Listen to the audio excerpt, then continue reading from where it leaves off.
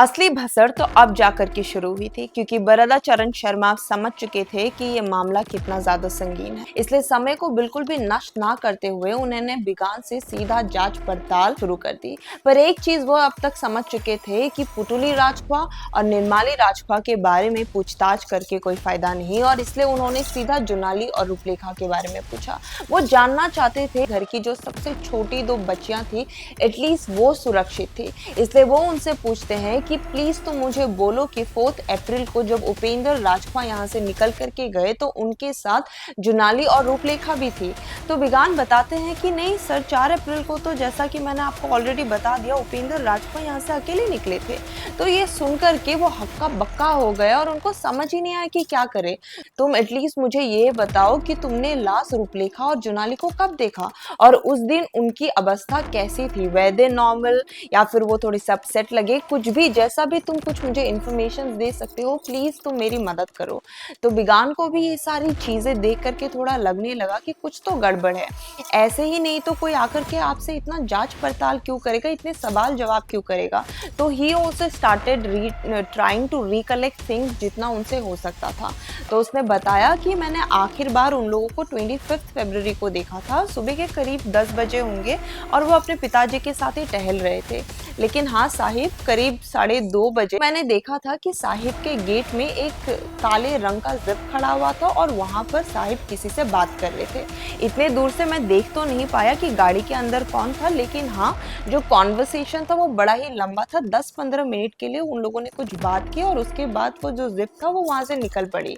फिर करीब 4:30 बजे मैं उनके घर गया था काम करने के लिए, और तब मैंने उनसे जब पूछा था कि जुनाली बेटा और रूपलेखा किधर है, तो उन्होंने मुझे बताया कि वो लोग अभी कॉलेज के फाइनल ईयर में है, और क्योंकि उनका फाइनल एग्जामिनेशन आ रहा है, इसलिए ताकि उनके पढ़ाई में कोई नुकसान ना हो, उन्होंने दोनों बच्चियों को उनके ही दोस्तों के साथ गुवाहाटी वापस भेज दिया। लेकिन सर, मैं आपको एक चीज जरूर बताना चाहता हूँ कि एक बड़ा ही अटपटा चीज हुआ था इन दोनों दिनों में। बात यह है कि जब 10 तारीख को मैंने आखिरी बार पुटुली मैम और निर्माली मैम को देखा था, तो उसके अगले ही सुबह जो गड्ढा था वो फिलअप कर दिया गया था। और सेम यही चीज 26 फरवरी को भी हुआ था, क्योंकि 26 को भी 25 को जो निर्माली और जुनाली थे मैंने उनको आखिरी बार देखा था, और 26 को उमेश और शाहिद को बोल करके सर ने वो जो दूसरा राधा क्वार्टर की तरफ जो गड्ढा था उसको भी पूरा भरा दिया था। उस दिन सुबह जब उपेंद्र राजख्वा उठे तो उन्होंने सीधा जाकर के वो जो गार्डन में जो बाथरूम के पास का जो गड्ढा था उसको फिलअप करना चालू कर दिया था। तो बिगान जब सुबह अपने ड्यूटी के लिए आए थे तो उन्होंने देखा कि सुबह सुबह वो जो गड्ढे थे उसको फिलअप कर रहे थे। तो बिगान ने उनसे कहा भी था कि साहिब आप ये काम क्यों कर रहे हैं, हम है ना। और आप लोग खुद सोचिए, जिस जज को इतने सारे काम करने वाले लोग मिलते हैं, पियोन है, ड्राइवर है, सेपरेटली एक माली भी दे रखा है, वो जज खुद उस गड्ढे में घुस करके आखिर क्या कर रहा था, क्या जरूरत पड़ी थी उनको वो चीज खुद करने के लिए। तो इससे बिगान को भी ये चीज बड़ा ही अटपटा लगा था। So when Bigan asked him to कि मैं हेल्प कर दूं आपकी, तो he was like no no no I will do it, you do one thing, you go to the बाजार, मुझे कुछ चीजें चाहिए, आप बाजार जाकर के वो सारी चीजें लेके आइए। तो बिगान बाजार चला गया। अब बिगान बताते हैं कि जब बिगान बाजार से वापस आए तो उस दिन जो बाथरूम का दरवाजा था वो खुला हुआ था, और उन्होंने देखा कि उपेंद्र राजख्वा ने उस दिन सिर्फ उस गड्ढे को ही फिलअप नहीं किया था, बल्कि उस दिन उपेंद्र राजख्वा ने खुद अपने कपड़े भी धोए थे। वो जो बिगान है वो बताते हैं कि सर जब वो कपड़े धो रहे थे ना, तो उन कपड़ों में कुछ लाल लाल धब्बे थे। तो मैंने जब पानी का रंग देखा था तो पानी का रंग भी बिल्कुल लाल था। तो बिगान ने ये सारे डिटेल्स उनको बताए। उसके बाद बिगान बताते हैं कि उसी दिन उनके घर में दोपहर के समय उनके कुछ दोस्त आए हुए थे, और उनके साथ उनकी बीवी भी आई हुई थी। तो जो बीवी थी वो बार बार बाथरूम जाना चाह रही थी, but somehow Upendra was very much against it, very adamantly he was saying that no no no ma'am, you cannot use the washroom, washroom मत जाइए, वॉशरूम बहुत ज्यादा गंदा है। वॉशरूम कितना ही गंदा हो सकता है यार, तुमने ऊपर ही थोड़ी ना कर रखा होगा। इसके अलावा जब फर्दर इन्वेस्टिगेशन किया गया था पुलिस के द्वारा, तो एक प्लम्बर था, उस प्लम्बर ने आकर के ये स्टेटमेंट दिया था कि उस 11 तारीख को वो प्लम्बर इवनिंग को जब उपेंद्र राजख्वा के घर गए थे, तो उन्होंने देखा था कि गार्डन में कोई एक व्यक्ति था जो उसको फिल कर रहा था, वो जो गड्ढा था ना बाथरूम के पास का, उसको फिलअप कर रहा था। और जैसे ही उस व्यक्ति ने उस प्लम्बर को देखा था, वो व्यक्ति बिल्कुल उसको देख के डर गया था और वहां से भाग गया। और करीब 2-3 मिनट ये बाद ये इंसान बाहर आता है और प्लम्बर को बोलता है कि देखो उपेंद्र सर तो है नहीं, वो गए हुए बाजार, तो आप एक काम करिए, आप इवनिंग को आइए और आपके जितने भी चार्जेस है, आपको जो भी पैसा देना है साहिब आपको आकर के दे देंगे। प्लम्बर को जैसा कहा गया उसने माना और वो वापस चला गया। अब इसमें कैच क्या है आप लोगों को पता है? वो व्यक्ति कोई और नहीं बल्कि खुद उपेंद्र राजखवा थे। By now, Barada knew that something has happened to his sister and her daughters, and he anyhow wanted to find them and save them from their misery. तो उसने उसको ढूंढना चालू कर दिया। तभी बरादा के दिमाग में एक इंसान का नाम आया और वो इंसान थे सत्य प्रकाश चौधरी। ये जो सत्य प्रकाश चौधरी है ये बड़े ही अच्छे मित्र हैं उपेंद्र राजखवा के।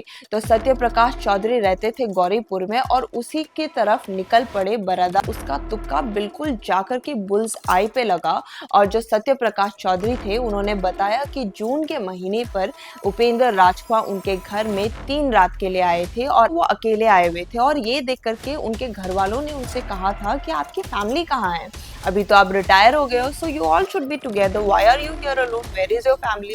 तो तब उपेंद्र राजखवा ने उनको बताया कि उनकी जो फैमिली है वो ठहरी हुई है दिल्ली में और वो अकेले जो नॉर्दर्न इंडिया है उसको एक्सप्लोर कर रहे हैं, उसको टूर कर रहे हैं और इसलिए अभी वो उनसे मिलने भी आए हैं क्योंकि कुछ दिनों के लिए वो भी गोरखपुर में ही है। उसके अलावा उन्होंने उनको अपने रिटायरमेंट प्लान्स भी बताया और उनको बताया कि किस तरह he is planning to open an ashram और वो उसी आश्रम में रहना चाहते हैं। इनफैक्ट वो सत्य प्रकाश के साथ एक प्लॉट भी देखने के लिए गए थे और उस दिन सत्य प्रकाश के साथ उनके बेटे भी गए हुए थे। वो बताते हैं बरदाचरण शर्मा को दैट जब हम मट्टी दे करके वापस आ रहे थे ना तो बीच रास्ते में हम लोगों को एक पुलिस वैन मिल गई थी और उस पुलिस वैन को देखते ही उपेंद्र राजखवा बहुत ज्यादा डर गए थे। वो ऐसे बिहेव कर रहे थे जैसे मानो बीच सड़क में उन्होंने भूत देख लिया हो और वो बिल्कुल जम गए थे रास्ते में। और जैसे ही वो वैन हमारे ज्यादा पास आए तो एकदम अचानक से उपेंद्र राजखवा पलट गए और कुछ इस पोजीशन में बैठ गए जैसे उनको यूरिनेट करना हो। एंड अब हम अगर सोचे तो हमको ऐसा लगता है कि मानो उन्होंने उस यूरिनेशन के पोजीशन में वो इसलिए बैठे थे तो सेव ही स्पेस ताकि पुलिस वाले उनका मुंह ना देख सके।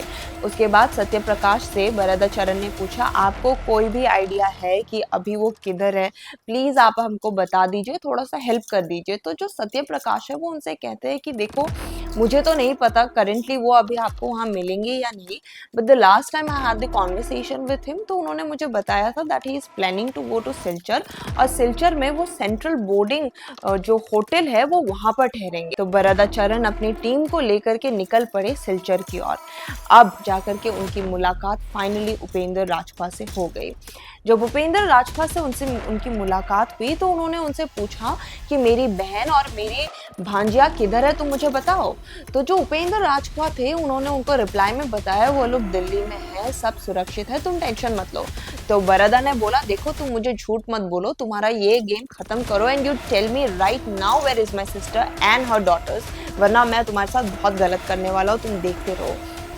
तो उपेंद्र ने कहा देखो मैं तुमको सब कुछ बताऊंगा बट मैं तुमको बोल नहीं सकता, I can not express it verbally, तो मुझे पेन और पेपर दो and I will write everything and you will know where they are. तो पेन और पेपर में वो लिखते हैं कि they are not in this world any more, they have left this world. ये पढ़ते ही जो बरदा थे उनकी दुनिया हिल गई। उसके बाद जब इन्होंने उनको पूछा कि कैसे क्या हुआ तो वो बताते हैं कि देखो एक्चुअली क्या हुआ था, एक एक्सीडेंट में पुतली जो थी घर की सफाई कर रही थी एंड एक्सीडेंटली वो बरामदे से गिर गई और बरामदे से गिर के उसका मौत हो गया। अब वो देख करके जो निर्माली थी शी बिकेम वेरी अपसेट, उसको बहुत दुख हुआ अपनी माँ को खोने का और इसलिए उसी रात को उसने स्लीपिंग पिल्स का ओवरडोज करके अपनी जान गवा दी और वो भी चल बसी। तो अगली सुबह जब मैं उठा और जब मैंने देखा कि मेरी बीवी भी नहीं रही और मेरी बच्ची भी नहीं रही, मुझे नहीं समझ आया मैं क्या करूं। तो मैंने 2 लेबर्स को बुलाया, उनको 500 रुपये दिया और उनके जो बॉडीज थे उनको मैंने ब्रह्मपुत्र में बहा दिया। अब ये कितनी एक अजीब बात है कि बस अभी आपकी बीवी अगर एक्सीडेंट में मर गई और आपकी बड़ी बेटी ने अगर खुदकुशी कर ली है स्लीपिंग पिल्स पी खा करके, तो क्या आप किसी लेबर को बुला करके 500 रुपये दे करके उनके बॉडीज को बहा देंगे या आप उनको एक अंतिम संस्कार देंगे out of respect, out of love? आप खुद एक पिता होकर क्या ऐसा कुछ कर सकते हैं? ये खुद एक जज है और ऐसे अनाप शनाप चीजें वो बके जा रहा था। तो बरदा ये सब सुन के उसको गुस्सा आते जा रहा था, पर ही कंट्रोल्ड हिमसेल्फ बिकॉज अभी उनको जानना बाकी था कि जुनाली और रूपलेखा के साथ क्या हुआ। तो वो उनसे पूछते हैं, प्लीज तुम मुझे बोलो कि वो दो बच्चियां सेफ है, उनके साथ कुछ नहीं हुआ है, वो दो तो है ना, वो दोनों तो ठीक है ना। तो वो कहते हैं कि नहीं, वो दो जो थी उन दोनों को जब खबर मिला अपनी माता के बारे में, अपनी बहन के बारे में, तो वो लोग भी बहुत दुख हो गए और इसलिए उन लोगों ने भी जाकर के ब्रह्मपुत्र में जम करके अपनी जान गंवा दी। अब ये सारी चीज सुनकर बरदा को तो कुछ समझ ही नहीं आ रहा था कि ये कैसी कहानी सुना रहे हो। You have lost your whole family and you are sitting here, you are touring India, लोगों को बोल के घूम रहे हो वो लोग दिल्ली में हैं, वो लोग दार्जिलिंग में हैं, और तुम मुझे बता रहे हो कि वो लोग है ही नहीं। तो इतने दिन तुम झूठ क्यों बोल रहे थे यार? झूठ बोलने का क्या मतलब, व्हाट इज द सेंस? कोई सेंस ही नहीं बनता इन सारी बातों का। तो बरदा को बड़ा गुस्सा आया और उन्होंने बोला कि you need to be arrested, you are a very evil person and you need to be arrested, और हम तुमको अभी अरेस्ट करेंगे। तो जो उपेंद्र है वो बोलते हैं कि देखो मेरा थोड़ा सा पेट खराब है, let me go to the washroom, let me change my clothes, उसके बाद आप लोग मेरे को अरेस्ट कर लेना, मुझे कोई प्रॉब्लम नहीं है। तो सबको उन लोगों ने कमरे से बाहर निकाल दिया और उसने अपना दरवाज़ा लॉक कर लिया। अब जब उसने अपना दरवाज़ा लॉक किया तभी बाहर में एक ज़ोरदार आवाज़ आई चीखने की। तो जितने भी पुलिस वाले थे सब लोगों ने दरवाज़ा तोड़ा और रूम के अंदर जब गए तो उन्होंने देखा Upendra Rajpa had assaulted himself with a knife और उन्होंने इंजरी कर ली थी अपने स्टोमक में। वो तो अच्छा हुआ कि सही समय पर उसको हॉस्पिटल पहुंचा दिया और हॉस्पिटल में जाने के बाद उसकी अवस्था इतनी ख़राब थी कि वहीं पर ही उसने अपना कन्फेशन दे दिया। And he confessed that he had buried his wife and his daughters in those very pits that he had asked his helpers to dig। ये सब जब बरदा ने सुना तो उसके दिमाग में सिर्फ एक ही चीज़ था, that this person needs to be punished। ये जो इंसान है, this person deserves a punishment and that is exactly what happened in the history of India। He is the only judge who has been hanged till death। पर ये इंसान इतना गिरा हुआ था कि जब इसको पनिशमेंट मिलने वाला था ना, उस वक्त भी जेल में इसने खुदकुशी करने की कोशिश की थी just to save himself from the punishment. उसके अलावा जिस दिन इसको अरेस्ट किया गया था, the date was 25th of July, और 25th ऑफ जुलाई के दिन जब पुलिस इसके चीज़ें कलेक्ट कर रहे थे उसको अरेस्ट करके जेल ले जाने के लिए, तब उन लोगों को एक चिट्ठी मिली थी उसके चीज़ों में, और उस चिट्ठी में इस इंसान ने लिख रखा था that all of his family members have left this world, that is why he is also leaving this world because there is nothing left for him। तो ये डेट जो उसने इस चिट्ठी में डाला था वो डेट बड़ा अजीब था, क्योंकि ये बंदा अरेस्ट हुआ था 25 जुलाई, तो ये जो चिट्ठी थी इसकी बरामद भी 25 जुलाई को ही हुई थी। But this letter was post dated, the date that was written on this letter was that of 31 July. तो 31 जुलाई को इसने प्लान कर रहा था कि ये अपना जान गंवा देगा। तो ये सारी चीज़ें अब आप सोच रहे होंगे कि वो एक जज है, उसने इतने प्लानिंग के साथ अपनी बीवी को, अपने बच्ची को मार डाला, उसके बाद उसने अपने खुद के डेथ को प्लान किया। तो आप लोगों के दिमाग में अब ये क्वेश्चन आ रहा होगा कि आखिर इस इंसान ने ये हरकत क्यों की, करेक्ट? पर अनफॉर्चुनेटली ये एक मिस्ट्री ही रहा है, क्योंकि through out the trial Upendra Rajpa ने मुंह पे ताला लगा लिया था। उसने किसी को एक चू तक नहीं की, ना बताया कि उसने उनको कैसे मारा या उसके पीछे क्या राज था। But the people of Dhubri has another story to tell.